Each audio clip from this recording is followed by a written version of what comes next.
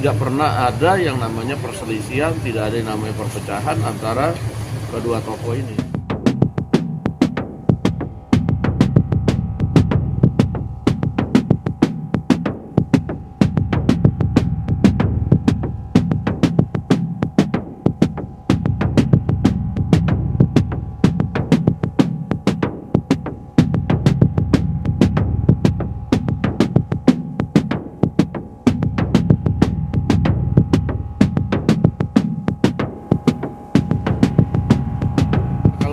Komunikasi ya kita kan sering lakukan, tidak hanya dengan PDIP, dengan yang lain juga sering lakukan.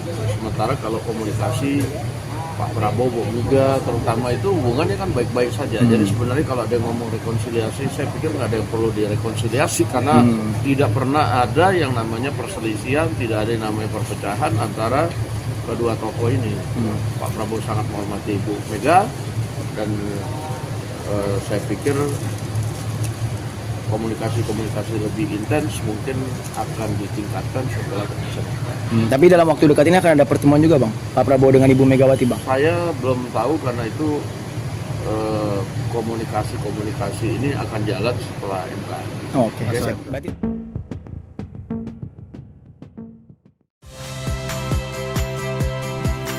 Saya Tifa Solesa.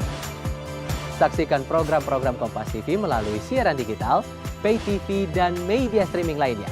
Kompas TV, independen, terpercaya.